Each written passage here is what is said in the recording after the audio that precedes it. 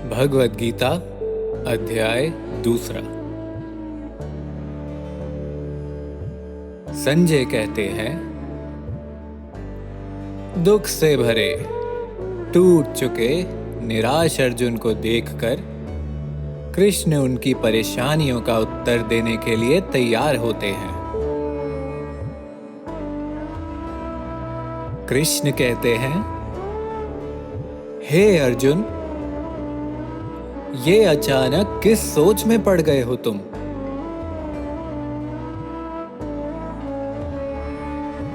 तुम्हारे जैसे इंसान को जिसे जीवन और धर्म का महत्व पता है, उसे ये शोभा नहीं देता। अपने कर्तव्य से मुंह मोड़ लेने से कुछ हासिल नहीं होगा। हे अर्जुन,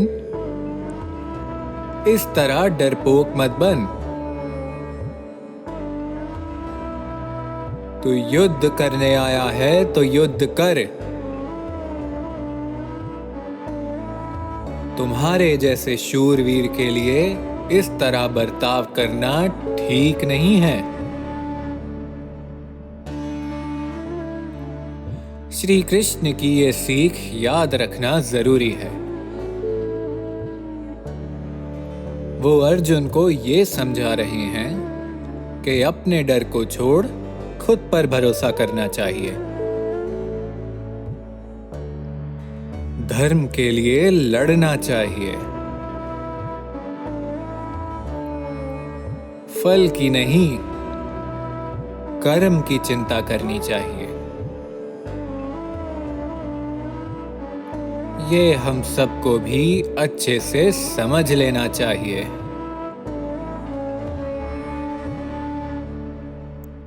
अर्जुन कहते हैं,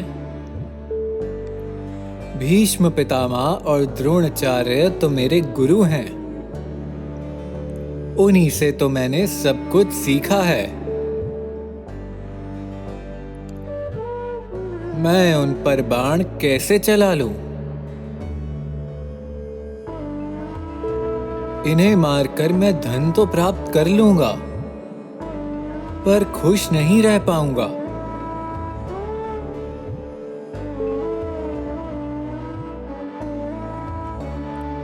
दोस्तों, इस डर को हम आज के युग से जोड़ें तो न जाने ऐसे कितने लोग होंगे जो ये चाहते होंगे कि परिवार में लड़ाई भी ना हो और मोक्ष भी मिल जाए। वो लोग भले ही सही क्यों ना हो, परिवार की शांति का सोचकर अपने हक के लिए लड़ने से घबराते रहेंगे। मगर सच्चाई के लिए लड़ना जरूरी होता है।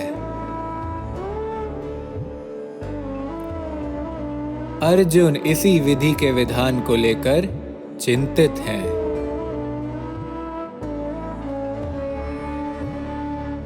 वो ये नहीं समझ पा रहे कि कर्मों को पूरा करने के लिए हमें किस हद तक की सीमा को पार करना चाहिए। हे कृष्ण, मैं आपका शिष्य हूं, खो चुका हूं। अब आप ही मुझे बताइए कि मेरे लिए क्या सही है।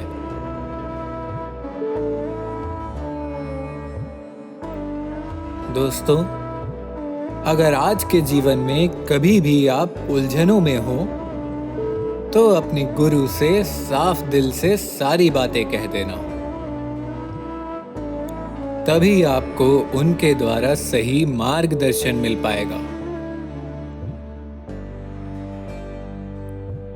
हर मनुष्य के जीवन में किसी ना किसी गुरु का होना जरूरी होता है, ताकि जब वो मनुष्य खुद ना समझ पाए, तब उसे उसका गुरु रास्ता दिखा सके।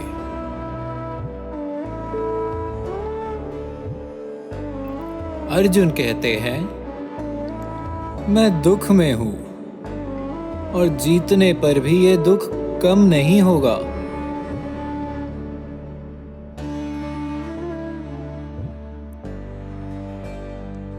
दूर बैठे संजय धृतराष्ट्र से कहते हैं कि वह भूमि में अर्जुन कृष्ण से युद्ध छोड़ने का विचार व्यक्त कर रहे हैं।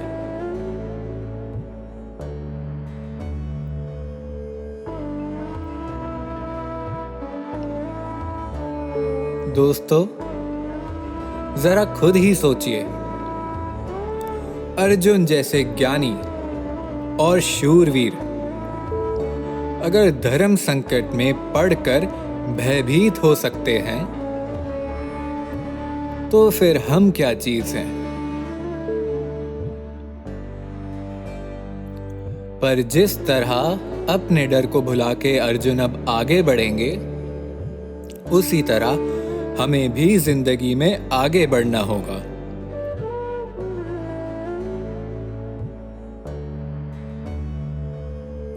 कृष्ण सब जानते थे।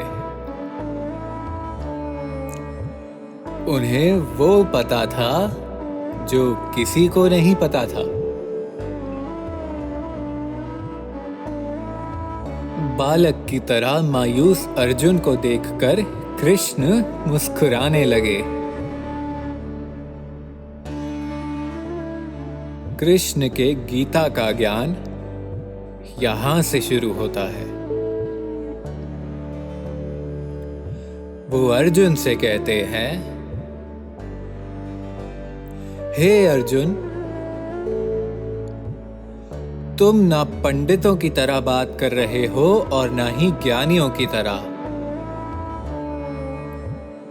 क्योंकि वो लोग किसी के जीवित ना रहने का कभी शोक नहीं मनाते। जीवन में कभी किसी चीज का शोक नहीं मनाना चाहिए।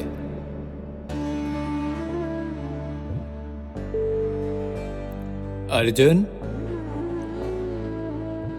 ऐसा नहीं है कि हम कल नहीं थे,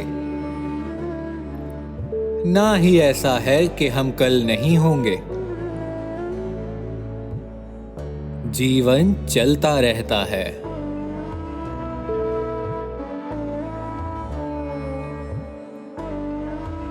लोग कल भी थे, आज भी हैं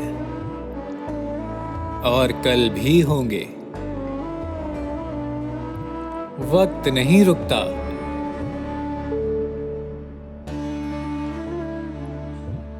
दोस्तों, इस बात को जरा ध्यान से सुनिएगा।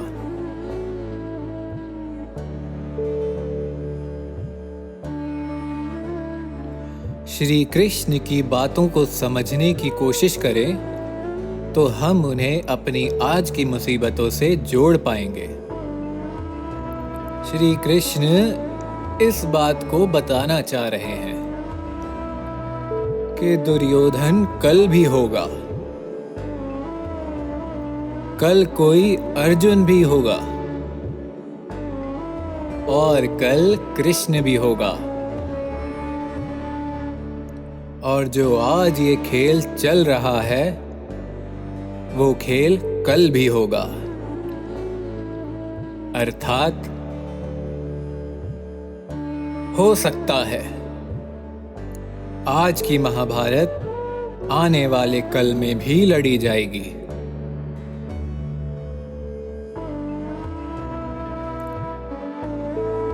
जरा अपने अंदर झांक कर अपने दिल से ये पूछिए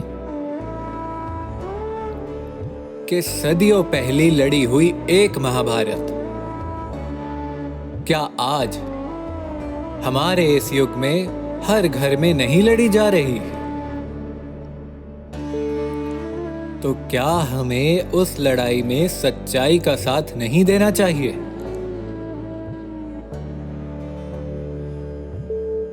क्या हमें गलत राह पर चल रहे अपनों के खिलाफ नहीं खड़ा होना चाहिए?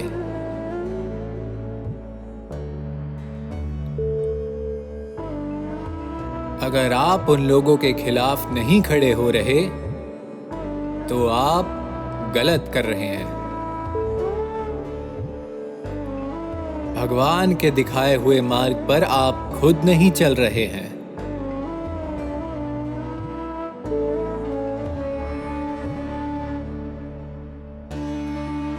मनुष्य के लिए धर्म से बढ़कर कुछ नहीं होता।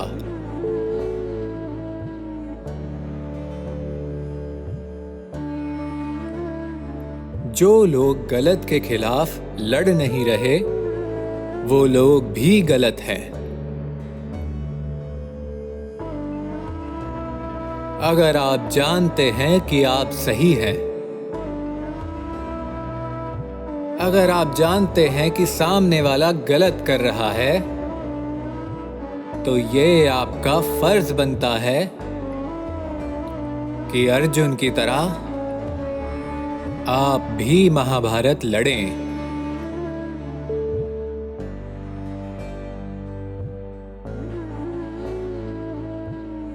हे अर्जुन, बदलाव तो प्रकृति का नियम है। अब जब बदलाव ही नियम है, तो इस नियम के लिए दुखी क्यों होना?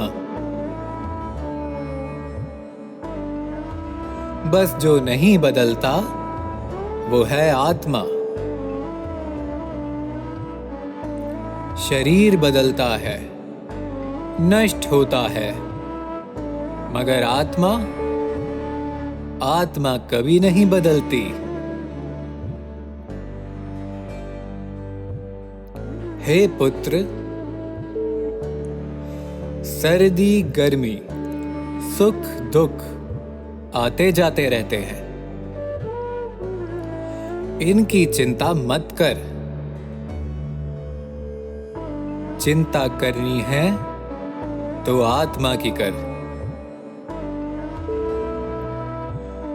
बस वही बाकी रह जाएगी। जिस तरह हर मौसम में भी मनुष्य अपना कर्तव्य निभाता रहता है, उसी तरह सुख और दुख के बदलाव में भी उसे अपने कर्म से पीछे नहीं हटना चाहिए। जो मनुष्य सुख और दुख को बराबर समझता है, दोनों हालातों में एक ही जैसा रहता है, वही जीवन में आगे बढ़ पाता है।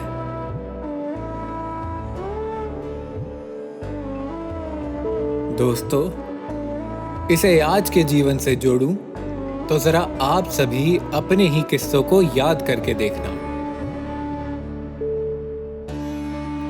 हो सकता है कभी किसी एक प्रिय के आपको छोड़ के चले जाने पर आपको दुख हुआ होगा। आप फूट फूट कर रोए होंगे।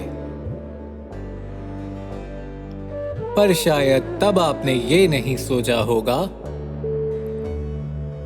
कि आपके जीवन में ऐसा होना इसी बदलाव का हिस्सा है।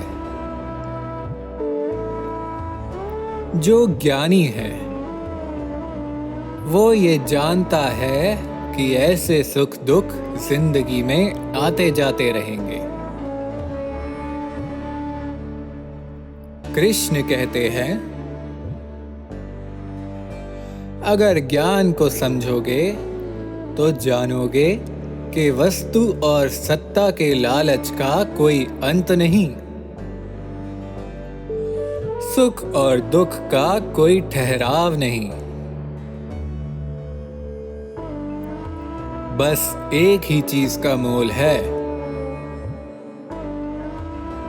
वो है आत्मा।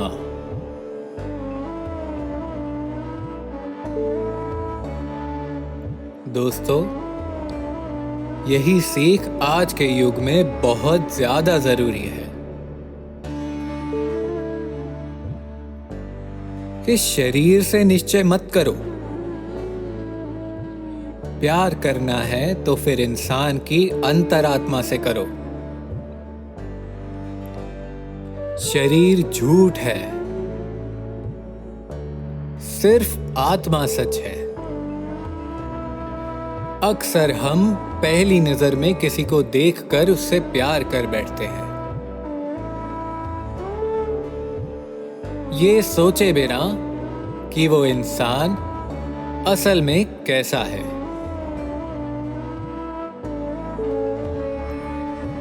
आज के युग में कभी कभी तो हम इंसान को अच्छे से जान लेने के बाद भी उससे प्यार नहीं करते या करना नहीं चाहते, क्योंकि बाहर से देखने में हमारे नजरिए से वो हमें अच्छा नहीं लगता।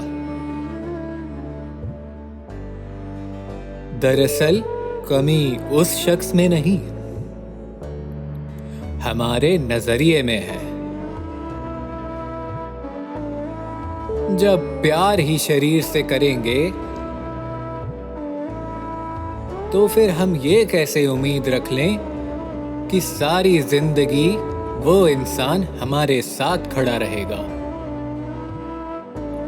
शरीर तो इसी जीवन में कई बार बदलेगा। जो इंसान सिर्फ आपके शरीर से, इस बात से कि आप दिखते कैसे हैं, उससे प्यार करे, आप जरा खुद सोचिए, क्या आपके बदलने पर, उम्र में आगे बढ़ने पर, जब शरीर में बदलाव आएगा, क्या तब भी वो इंसान आपसे उतना ही प्यार करेगा? वहीं दूसरी ओर, जब रिश्ते दिल से, एक दूसरे की रूह से जुड़े होते हैं, तब इस दुनिया की हर आंधी तूफान से परे होकर हर सुख और दुख में वो एक दूसरे के साथ खड़े होते हैं। यही रिश्ता असल में प्यार कहलाता है। इन बातों को समझना मुश्किल हो सकता है, पर इन्हें समझे बिना जीवन का हल नहीं मिलेगा। कृष्ण कहते हैं, हे अर्जुन, तू युद्ध कर, आत्मा नहीं मरेगी। इसका मरना संभव नहीं है। यही सच है। अगर आत्मा ही अमर है तो फिर शोक किस बात का? जिनका ये सोचना है कि वो किसी को मार सकते हैं, वो अज्ञानी है। ये उनका अहंकार है। आत्मा ना जन्म लेती है ना मरती है। आत्मा हमेशा रहती है, हर काल में। जब कुछ नहीं था तो आत्मा थी, जब कुछ नहीं होगा तो आत्मा होगी। आत्मा के सिवा बाकी सब बदलेगा। दोस्तों, यही तो आज के युग की सबसे बड़ी समस्या है। सच से ज्यादा हम झूठ को महत्व देते हैं। आत्मा से ज्यादा हम शरीर पर ध्यान देते हैं। वो शरीर जो फिर कभी बदलकर मिट्टी में मिल जाएगा।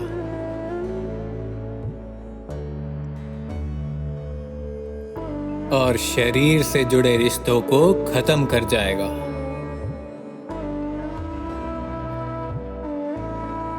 मगर रूह से जुड़ा रिश्ता कभी खत्म नहीं होता।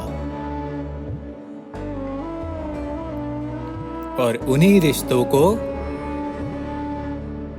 भगवान के बनाए रिश्ते कहा जाता है।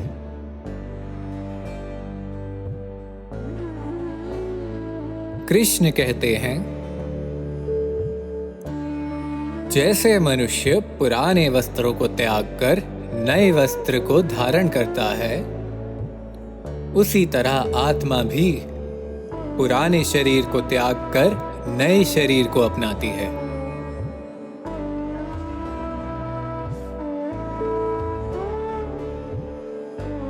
इस आत्मा को शस्त्र नहीं काट सकते,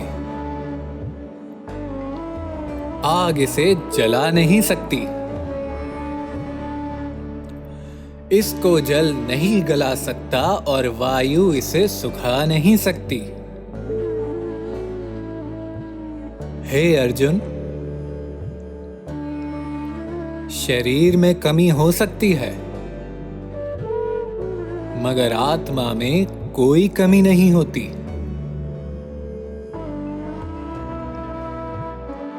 तू आत्मा के बारे में जाने बिना शोक करने योग्य नहीं है।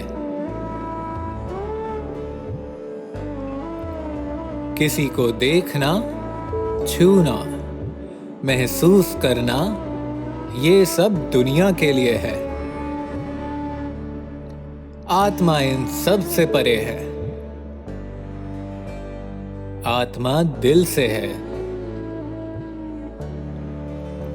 इस आत्मा को तू भले ही ना समझ पाए, तो भी युद्ध में मरने वालों के लिए शोक नहीं किया जाता। जन्म और मृत्यु का मतलब है कि एक के होने के बाद दूसरे का निश्चित होना। एक के बाद दूसरे का होना तय है। फिर किस बात का शोक?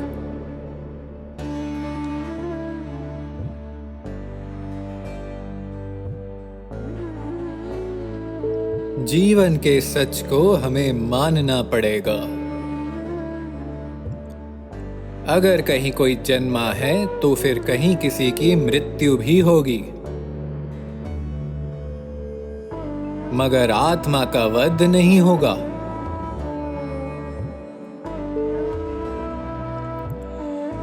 इस आत्मा को समझ लेना ही